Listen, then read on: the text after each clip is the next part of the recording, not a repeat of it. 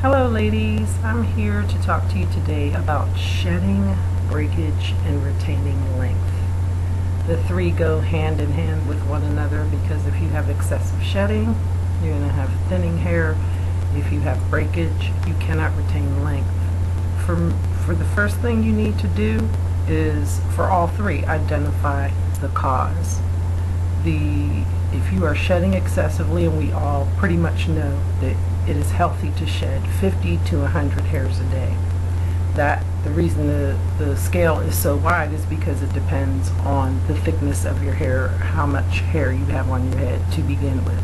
For some people, even 50 hairs a day can seem excessive if you're already thin. So these are some of the ways that I have developed, because I have excessive shedding, to help me control it and try to keep as much hair on my head as possible. First thing you need to do is identify the cause. I am sickly. I'm highly iron deficient, so I will have some shedding. It can't be completely stopped. However, I do not have to lose what appears to be handfuls of hair every time I wash my hair. One of the things that worked well for me is black tea rinses. It is when you wash your hair and you do the tea rinse, you will initially see shedding, but the rest of the week your shedding will be minimal, if any. I do love them for that, but they are time consuming. My recipe, the way that I did it, what worked for me was I would use about 5 tea bags per cup of water, let that steep overnight, and then when I washed my hair, you should do this on clean hair because you want the tea to penetrate your hair. Wash my hair, rinse it with the tea, let the water go into a bowl, put a bowl in your tub. It's something I don't do in the shower because I'm going to run that tea through my hair a few times. So I pour it over my hair, make sure it's at the root, especially because that's where the shedding happens. Having it through your hair will strengthen your hair as well. But let the tea run over your scalp, and then put a shower cap on, run around with that for about 25 minutes, and then put a moisturizing conditioner directly on top of the tea without rinsing. Put my shower cap back on and let my DC stay however long I want it. It's important that if you do black tea rinses that you put a moisturizing conditioner on top and let that penetrate your hair, because while tea will strengthen your hair and will help the shedding, it is very drying and your hair can end up being really dry. So you want to use a good moisturizing DC on top of it. From there, you rinse your hair and do your thing and go about your day. But that is time consuming, so I've been trying to find ways to control my shedding that are less time consuming. So I found that for me, the things with ingredients like chocolate or coffee, which are high in caffeine, which is the same thing in the black tea, the high caffeine content is what stops your shedding. So I started looking for products containing coffee or raw cocoa powder. Not chocolate fragrance, you need raw cocoa powder because that's where the caffeine is. And I found that for me, the Basque cacao bark does the best for the tea rinse, in place of the tea rinse, but I have to use it weekly and I'm kind of dependent on it, and so I'm still searching for other things to try along the way. Another thing that's good for shedding is garlic. Yes, garlic.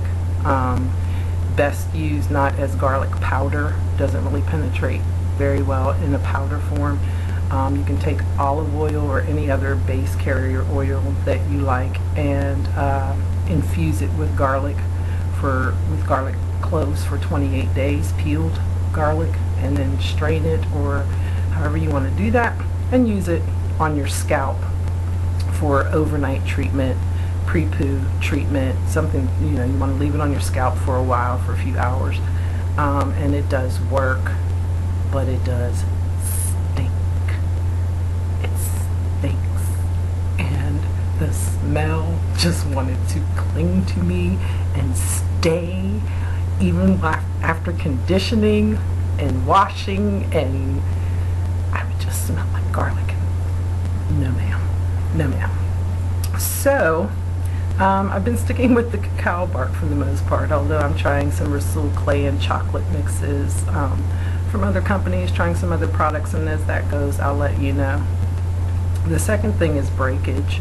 My hair is very fine, and it breaks quite easily, and I've been having a lot of trouble with length retention, and I've wanted to try things also to strengthen my hair.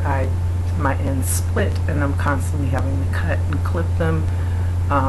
So I've decided for me that the best thing to do is updos like this. My hair curly sits at my shoulders, and it rubbing here is a no-no for me.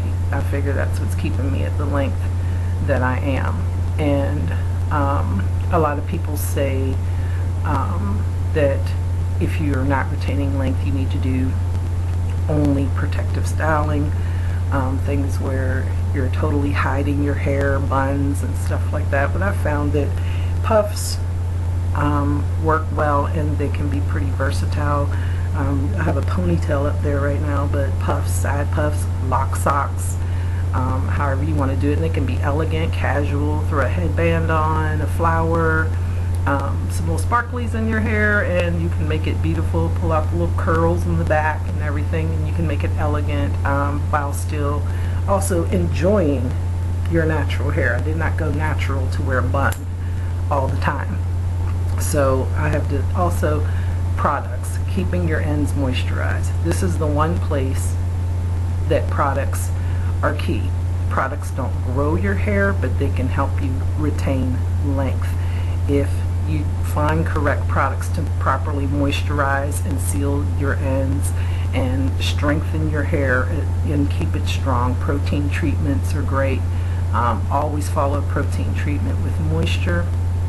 Can't go wrong there. So I've noticed that I am starting to retain some length, and my hair is starting to get longer, even though it had already been growing. Your hair is always growing. I color, so I get to see my new growth from the roots, and I would notice an inch of growth but not have an inch of length added on. So I had to make some changes to my routine. As far as like I said, once again, find the cause. Some people can wear their hair down. It can rub all over their clothes, and all they need is some butters or whatever to seal their ends, and their hair will still grow like wildfire. You have to find what's right for you.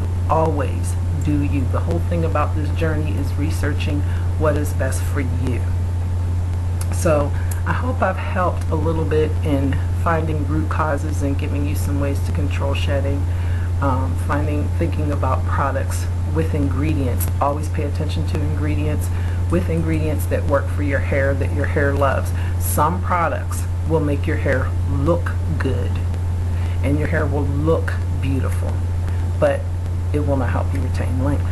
So those things that make you look good, keep to the side for those days when you want everything to be perfect and you want your hair to be on point. And the things that help your hair retain length and stop shedding, make sure those are done on a continuous basis. Consistency is the key. When I stop doing any of my treatments, my hair starts shedding and starts breaking. So stay consistent, learn your hair, do your research, and Google everything.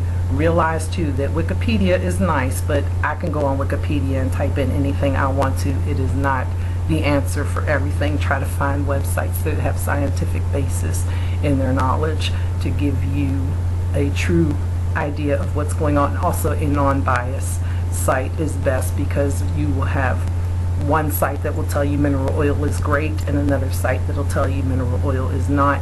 You need to find a site that will tell you all things about mineral oil, good and bad. So look up everything, research everything. I hope you ladies have a good day, and I hope I've helped you a little bit in thinking about length retention, shedding, and their root causes. See ya.